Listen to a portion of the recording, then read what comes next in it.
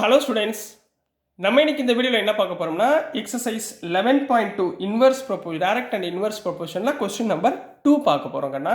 So question ரொம்ப கொஞ்சம் லென்த்தியாக இருக்குமா. ஸோ கொஸ்டின் அதனால் போர்டில் எழுத முடியல, ரொம்ப லென்த்தியாக அவ்வளோ பெருசாகிடுது.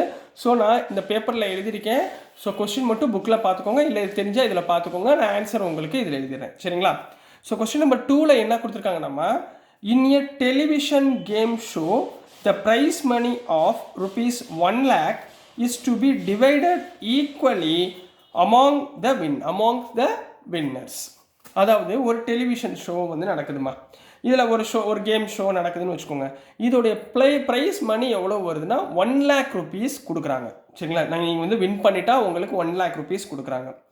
இதை வந்து என்ன பண்ணுறாங்கன்னா வின் பண்ணவங்களுக்கு டிவைட் பண்ணி கொடுப்பாங்க. இப்போ ரேங்க் 1, ரேங்க் 2, ரேங்க் 3 இந்த மாதிரி இருக்கா, வின்னர்ஸ் 1, 2, 3 இருக்கா. இவங்க 3 பேருக்கு இந்த 1 lakh rupees அவங்க டிவைட் பண்ணி கொடுக்குறாங்கம்மா. Complete the following table and find whether the prize money given to an individual winner is directly or inversely proportional to the number of winners. இப்போ நீங்கள் உங்களுக்கு என்ன சொல்கிறாங்கன்னா ஒரு டேட்டா ஒன்று கொடுத்துருக்காங்க. இந்த டேட்டா வந்து ஃபில் பண்ண சொல்கிறாங்க. அதாவது இதுக்கு என்ன அர்த்தம்னா நம்பர் ஆஃப் வின்னர்ஸ், ஒரு வின்னர் இருக்காங்கன்னா நம்ம எவ்வளோ கொடுக்கலாம், 1 lakh rupees தான் total prize money, 1 lakh rupees கொடுக்கலாம். 2 வின்னர்ஸ் இருந்தால் 50,000. அப்போ 4 வின்னர்ஸ் இருந்தால் எவ்வளோ கொடுப்பீங்க, 5 வின்னர்ஸ் இருந்தால் எவ்வளோ கொடுப்பீங்க, 10 வின்னர்ஸ் இருந்தால் எவ்வளோ கொடுப்பீங்க, 20 வின்னர்ஸ் இருந்தால் எவ்வளோ கொடுப்பீங்க அப்படின்றது அவங்க கேட்டிருக்காங்க. அதே மாதிரி அவங்க கொடுத்துருக்கிறது இந்த டேட்டா என்ன ப்ரொபோர்ஷன், டைரக்ட் ப்ரொபோர்ஷனா அல்லது இன்வர்ஸ் ப்ரொபோர்ஷனா அப்படின்றதையும் உங்களுக்கு மென்ஷன் பண்ணி சொல்லியிருக்காங்கம்மா. நம்ம அதை ரெண்டையும் கண்டுபிடிக்கலாம். இன்வர்ஸ் ப்ரொபோர்ஷன்னா சார் உங்களுக்கு என்ன சொன்னேன், ஒரு வேல்யூ இன்க்ரீஸ் ஆகும்போது இன்னொரு வேல்யூ டிக்ரீஸ் ஆச்சுன்னா அதை என்ன சொல்லுவோம், இன்வர்ஸ் ப்ரொபோர்ஷன் அப்படின்னு சொல்லுவோம், சரிங்களா. இப்போ கண்டுபிடிச்சிடலாமா. முதல்ல டேட்டா எழுதிடலாம். சொல்யூஷன் கிவன் டேட்டா என்ன கொடுத்துருக்காங்கன்னு பாருங்கள். நம்பர் ஆஃப் வின்னர்ஸ் கொடுத்துருக்காங்கம்மா. நம்பர் ஆஃப் வின்னர்ஸ் எவ்வளோ கொடுத்துருக்காங்க, 1, 2, 4, 5, 8, 10 and 20, சரியா. Winners list 1, 2. இதில் 1 எவ்வளோ வின் பண்ணுறாங்கன்னா ப்ரைஸ் மணி எவ்வளோ கொடுத்துருக்காங்க, 1க்கு 1 lakh rupees அப்படின்னு கொடுத்துருக்காங்க. அப்போ 2னா 50,000. 2 பேருக்குன்னா 1 lakh டிவைட் பண்ணணும், 2ஆல் டிவைட் பண்ணால் 50,000. அப்போ 4க்கு எவ்வளோ, 5க்கு எவ்வளவு, 6, 8, 10, 20க்கு எவ்வளவுன்னு சொல்லி கேட்டிருக்காங்கம்மா, சரிங்களா. இப்போ பாருங்களேன், இப்போ 1% இருந்தால் 1 lakh rupees, சரிங்களா. அப்போ 4% இருந்தால் எவ்வளவு, இதுதான் கொஸ்டின், ரைட்டுங்களா. இப்போ ஃபஸ்ட்டு இப்போ முதல் 4க்கு எழுதுகிறேன். வென் நீங்கள் எழுதும்போது கரெக்டாக எழுதணும், ஸ்டேட்மெண்ட் ரொம்ப முக்கியம். வென் வின்னர்ஸ் ஆர் 4, 4 வின்னர் இருந்தால் எப்படி நம்ம ஃபார்முலா எழுதணும், டோட்டல் ப்ரைஸ் மணியில் total prize money divided by number of winners. Total prize money divided by number of winners. இப்போ 1 lakh rupees இருக்குது. இதை 4 பேருக்கு நம்ம என்ன பண்ண போகிறோம், பிரித்து கொடுக்க போகிறோம். அப்போ ரேஷியோ டிவைட் பண்ணணும், சரிங்களா. அப்போ ப்ரைஸ் மணி எவ்வளவு, 1 lakh rupees divided by 4. 1 lakh 4ஆல் டிவைட் பண்ணிங்கன்னா இங்கே நல்லா பாருங்கள், 4 1s are 4, 4 2s are 8, reminder 2, 20, 4 5s are 20. அப்போ ரிமைனிங் என்னமா இருக்குது, 25,000 rupees.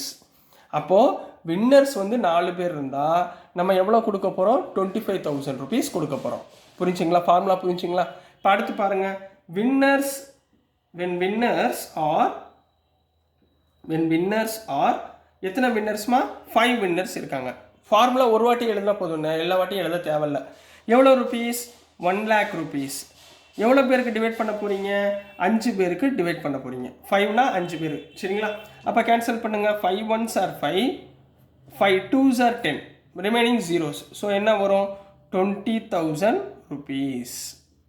அப்போது 5 பேருக்கு ஒவ்வொரு ஆளுக்கு எவ்வளோ கொடுக்க போகிறீங்க, 20,000 rupees கொடுக்க போகிறீங்க, ரைட்டுங்களா கண்ணா. Next when winners are 5, when winners are 5க்கு அப்புறம் என்ன இருக்குது, 8 இருக்குங்களா. 5க்கு அப்புறம் 8 போடுங்க.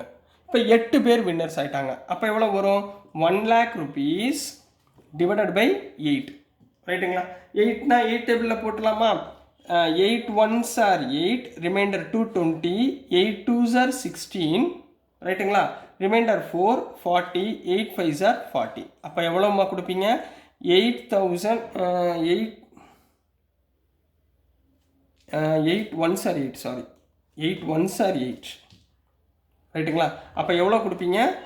12,500 rupees ஒவ்வொரு ஆளுக்கும் கொடுப்பீங்க. ரைட்டுங்களா. ஸோ நெக்ஸ்ட்டு எத்தனை வின்னர்ஸ் இருக்காங்க? 10 வின்னர்ஸ் இருக்காங்க. வின்னர்ஸ் ஆர் 10, 10 வின்னர்ஸ் இருக்காங்க. அப்போ என்ன பண்ணுவீங்க? 1 lakh rupees-ஐ 10ஆல் டிவைட் பண்ணுவீங்க. ஈஸி. ஒரு ஜீரோ கேன்சல் பண்ணிடுங்க. அப்போ ரிமைனிங் என்ன இருக்குது? 10,000 rupees. அப்போ ஒவ்வொரு ஆளுக்கும் நீங்கள் எவ்வளோ கொடுக்க போகிறீங்க? 10,000 rupees இந்த ரேட்டுக்கு கொடுக்க போகிறீங்க.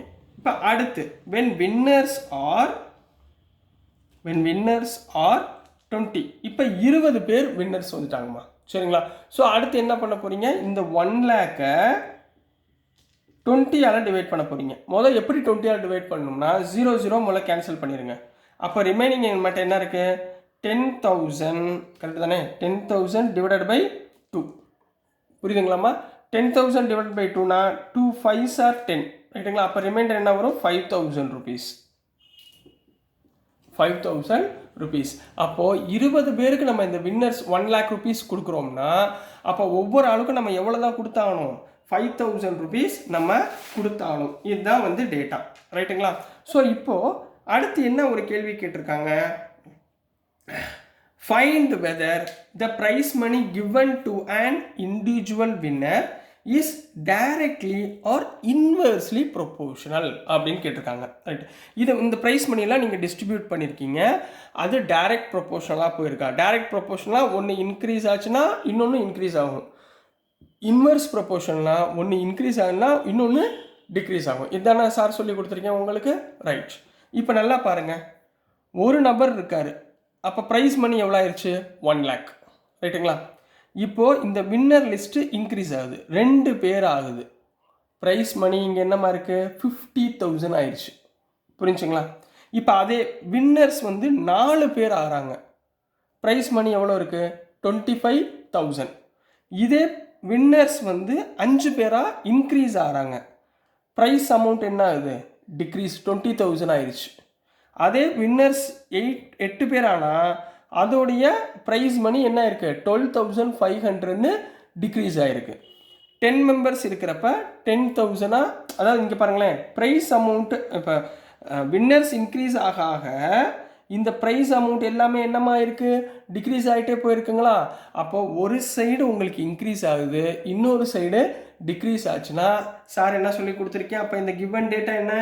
therefore given data எடுத்து எழுதணும். அப்போ தான் மார்க் கொடுப்பாங்க. சரிங்களா. given data is in inverse proportion. given data is in inverse proportion அப்படின்னு போட்டு கம்ப்ளீட் பண்ண போகிறீங்க. So this is the answer for question number 2 கண்ணா. புரிஞ்சுங்களாமா? ஸோ டியர் ஸ்டூடெண்ட்ஸ், நான் அனுப்பின வீடியோஸ் உங்களுக்கு புரிஞ்சிருக்கும்னு நம்புகிறேன். பிடிச்சிருந்துச்சுன்னா மறந்துடாமல் லைக் பண்ணுங்கள், ஷேர் பண்ணுங்கள், மறக்காமல் சப்ஸ்கிரைப் பண்ணி சப்போர்ட் பண்ணுங்கள் ஸ்டூடெண்ட்ஸ். தேங்க்யூ.